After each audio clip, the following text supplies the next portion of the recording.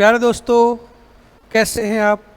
PSP के इस digital online platform पर आप सभी का हार्दिक स्वागत एवं अभिनंदन है। हम निरंतर प्रतियोगी परीक्षा के लिए महत्वपूर्ण विश्व, भारत और राजस्थान का करंट अफेयर्स ले करके प्रतिदिन आपके साथ में उस करंट अफेयर्स को साझा करते हैं।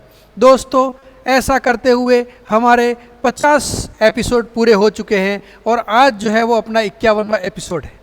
उम्मीद है यह कक्षाएं आप लोगों को पसंद आ रही होंगी। आप अधिक से अधिक संख्या में इस क्लास को लाइक, शेयर और सब्सक्राइब करें ताकि हम लोग अधिक से अधिक प्रतियोगी परीक्षा में तैयारी करने वाले विद्यार्थियों की मदद कर सकें।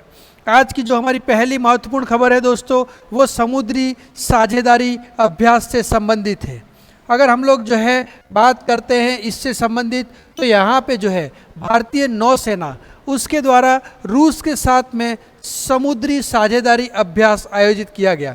भारत ने किसके साथ में समुद्री साझेदारी अभ्यास को प्रारंभ किया है दोस्तों, साझा किया है, आयोजित किया है रूस के साथ में, और इसको क्या नाम दिया गया है, MPX नाम दिया गया है। क्या नाम दिया गया है दोस्तों, इसको MPX नाम दिया गया है। और ये जो है वो भारत और रूस के बीच में द्विपक्षीय संबंधों को बताया जाता है, जिसके तहत भारत और रूस के बीच में संबंध मधुर हैं और वो विविध क्षेत्रों में सहयोग करते हैं, उसी में भी समुद्री क्षेत्र भी है। तो इस प्रकार से अगर अपन लोग देखें दोस्तों, तो रूसी नौसेना और फिर जो है वो MPX में भागीदारी भारत और रूस के बीच में समुद्री सहयोग में एक महत्वपूर्ण मील का पत्थर साबित हो रही है। तो भारत ने रूस के साथ में समुद्री साझेदारी अभ्यास MPX आयोजित किया। ठीक है, तो इसमें जब अपन लोग देखें तो भारतीय जो नौसेना है उसका कौन सा जहाज है जिसने इसके अंदर जो है वो भाग लिया, तो INS तबर ने रूसी नौसेना के जहाज सोब्राजिटेली के साथ MPX को आयोजित किया। तो भारतीय नौसेना का जो है वो कौन सा जहाज है जिसने इसमें भाग लिया, तो उस जहाज का नाम क्या है, INS तबर। क्या नाम है उसका, उस जहाज का नाम है INS तबर, जिसने इस MPX में रूस के साथ में जो है वो साझेदारी की। अगली जो महत्वपूर्ण खबर है वो अंतर्राष्ट्रीय अभी जो पेरिस ओलंपिक चल रहे हैं उससे संबंधित है। तो पेरिस ओलंपिक में जो है वो IBA एंजेला केरिनी को $50,000 की पुरस्कार राशि देगा। अर्थात IBA का मतलब क्या है, अंतर्राष्ट्रीय मुक्केबाजी संघ।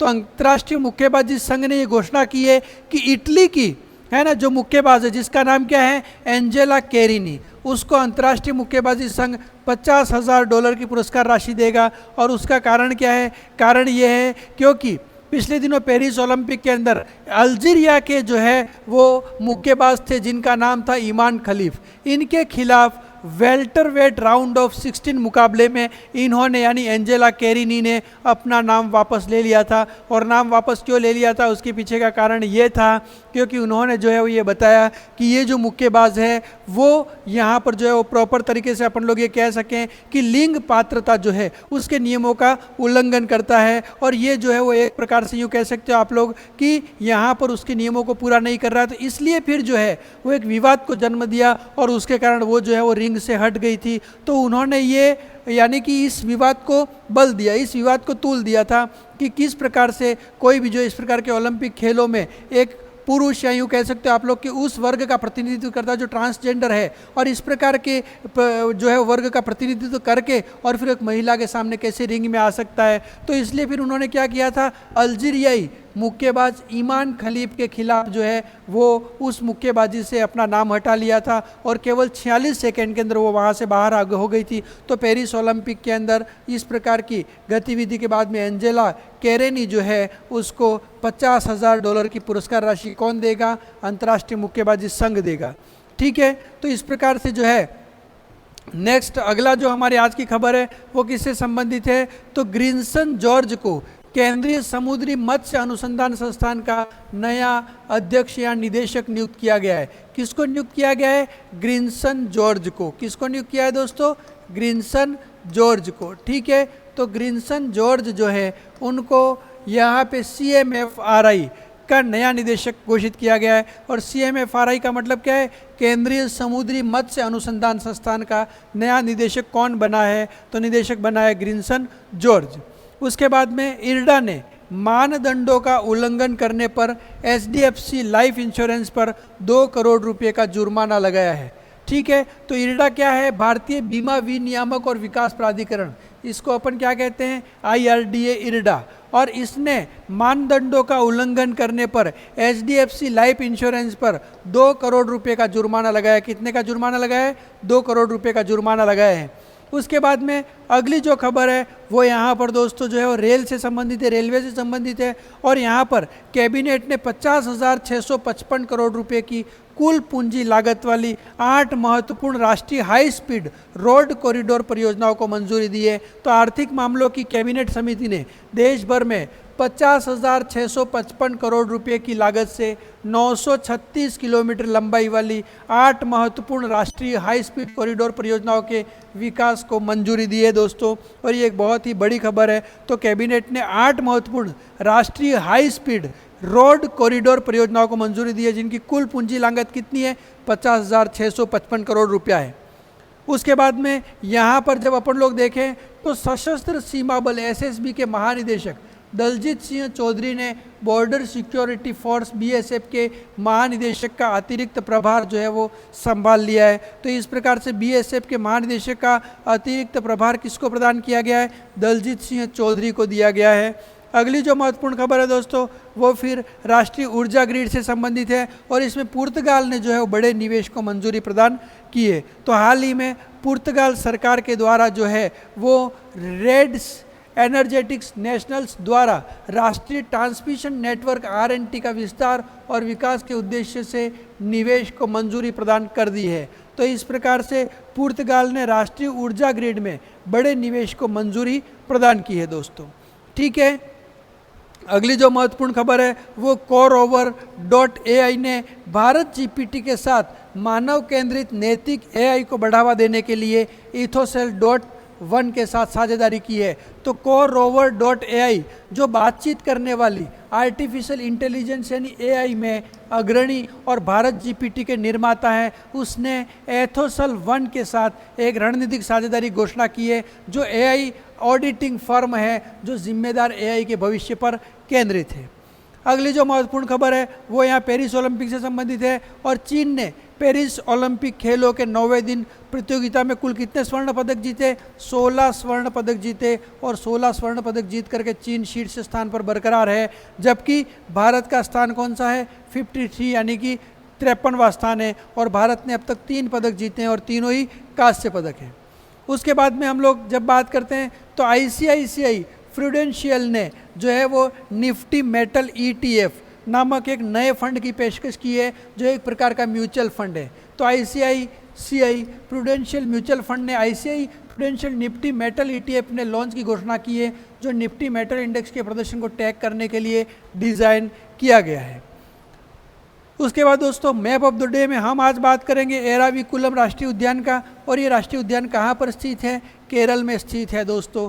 तो केरल के इडुक्की जिले के पश्चिमी घाट में स्थित ये जो राष्ट्रीय उद्यान है वो 97 किलोमीटर के क्षेत्र में फैला हुआ है। और हिमालय के दक्षिण की जो सबसे ऊंची चोटी है कौन सी? अनाईमुड़ी। इस अनाईमुड़ी जो है वो इस उद्यान के दक्षिणी भाग में स्थित है दोस्तों। ठीक है। तो इस प्रकार से हम लोग ये देखते हैं कि आज जो है एराविकुलम राष्ट्रीय उद्यान है वो केरल में स्थित है। फिर अगली जो महत्वपूर्ण खबर हमारे सामने है वो राजस्थान जीके से संबंधित है, जिसमें पहली जो महत्वपूर्ण प्रश्न ये है कि घेवर माता का मंदिर राजसमंद में स्थित है। घेवर माता का मंदिर कहाँ पर स्थित है? तो ये राजसमंद में स्थित है। गोगा जी का जन्म कहाँ पर हुआ? ददरेवा। और ददरेवा कहाँ पर है? चूरू में है। राजसमंद झील में किस लोक देवी का जो है वो मंदिर है? तो वो लोक देवी कौन सी है? घेवर माता है ना। और यही घेवर माता का मंदिर कहाँ है? राजसमंद में स्थित है। केला देवी का मेला कहाँ भरता है? करौली में भरता है। जीर्ण माता का मंदिर कहाँ स्थित है? तो सीकर में स्थित है। केवाई माता का निर्माण किसने करवाया? चच्च ने करवाया। उसके बाद अलवर क्षेत्र की लोक देवी के रूप में किसको मान्यता प्राप्त है? तो जिलानी माता को। जैतमल राठौड़ को किस लोक देवता के नाम से जाना जाता है? आलम जी के नाम से जाना जाता है जैतमल राठौड़ को। गोगा जी की समाधि की जगह को क्या कहा जाता है? तो उसको कहते हैं अपन गोगा मेड़ी।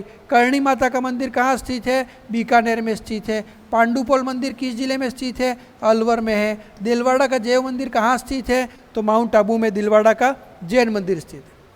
पिंगली वेंकैया, प्रधानमंत्री ने पिंगली वेंकैया को उनकी जयंती 2 अगस्त पर श्रद्धांजलि दी है। ठीक है। और नागरिकों से 9 से 15 अगस्त 2024 के बीच में तिरंगा फहराकर हर घर तिरंगा आंदोलन का समर्थन करने का भी आग्रह किया है। तो 1916 में पिंगली वेंकैया ने भारत के लिए एक राष्ट्रीय ध्वज नामक पुस्तिका प्रकाशित की, जिसमें अन्य देशों के झंडों से प्रेरित संभावित भारतीय ध्वज के लिए लगभग 30 डिजाइन शामिल थे। तो इस प्रकार से दोस्तों अपन लोग जब देखें तो 1916 में पिंगली वेंकैया जो है उन्होंने भारत के लिए एक राष्ट्रीय ध्वज नामक पुस्तिका प्रकाशित की, जिसके अंदर अन्य देशों के झंडों से प्रेरित संभावित भारतीय ध्वज के लिए 30 डिज़ाइन जो है वो शामिल थे। ठीक है, तो यहाँ जब अपन लोग देखें तो उसके बाद में अगली जो हमारी महत्वपूर्ण खबरें हैं वो राजस्थान के करंट अफेयर से संबंधित हैं। इसमें राष्ट्रीय अंगदान दिवस पर किस राज्य को 2 पुरस्कार मिले हैं, तो वो राज्य कौन सा है? राजस्थान है।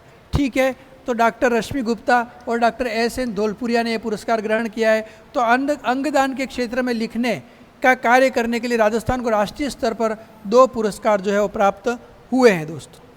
ठीक है, तो भारतीय अंगदान दिवस के अवसर पर दिल्ली में आयोजित सम्मान समारोह में केंद्रीय स्वास्थ्य राज्य मंत्री, क्या नाम है, अनुप्रिया पटेल ने राजस्थान को अंगदान जागरूकता अभियान के तहत सर्वश्रेष्ठ प्रचार प्रसार गतिविधियों के क्रियान्वयन के लिए बेस्ट IEC अवार्ड प्रदान किया है। आज़ादी का अमृत महोत्सव के अंतर्गत हर घर तिरंगा अभियान 13 से 15 अगस्त 2024 को चलेगा। कब से कब तक चलेगा? 13 से 15 अगस्त 2024 के बीच में। और पहली बार ये अभियान कब चलाया गया था? तो पहली बार ये अभियान 2022 को चलाया गया था दोस्तों। ठीक है, अब फिर हम लोग जब देखते हैं नेक्स्ट जो खबर है, मुख्यमंत्री भजनलाल शर्मा ने 4 अगस्त 2024 को राजस्थान की प्रथम फ्लाइंग अकादमी का उद्घाटन किया। और ये प्रथम फ्लाइंग अकादमी कहाँ पर स्थित है? किशनगढ़ के अंदर स्थित है दोस्तों। ठीक है, और किशनगढ़ के अंदर 4 अगस्त 2024 को भजनलाल शर्मा ने पहली फ्लाइंग अकादमी जो है उसका उद्घाटन किया दोस्तों। ठीक है, अगली जो महत्वपूर्ण खबर है, हाल ही में पहली बार नासा ने किस जगह की सोलर पार्क का जो है वो सैटेलाइट फ़ोटो जारी किया है? तो भड़ला सोलर पार्क जोधपुर का नासा ने पहली बार सैटेलाइट फ़ोटो जारी किया है। ठीक है, बजट 2024-25 के अनुसार प्रदेश में फल फूल मंडी कहाँ पर स्थापित की जाएगी? तो सादड़ी पाली में फल फूल मंडी स्थापित की जाएगी दोस्तों। ठीक है, इस प्रकार से पाली में एकलव्य आवासीय विद्यालय व खेल स्टेडियम के जो है वो स्थापना की भी घोषणा की गई है। ठीक है, संपूर्ण प्रदेश की पहली और एकमात्र महिला पहलवान जिनका चयन ब्राज़ील में आयोजित वर्ल्ड यूनिवर्सिटी चैंपियनशिप में हुआ है, उनका नाम क्या है? दिशा फौजदार। क्या नाम है? दिशा फौजदार। तो संपूर्ण प्रदेश की पहली और एकमात्र महिला पहलवान दिशा फौजदार हैं, जिनका चयन ब्राज़ील में आयोजित वर्ल्ड यूनिवर्सिटी चैंपियनशिप में हुआ है। ठीक है, तो इस प्रकार से ये विश्व, भारत और राजस्थान का आज का करंट अफेयर्स था। आप सभी को बहुत बहुत धन्यवाद, आभार, शुक्रिया।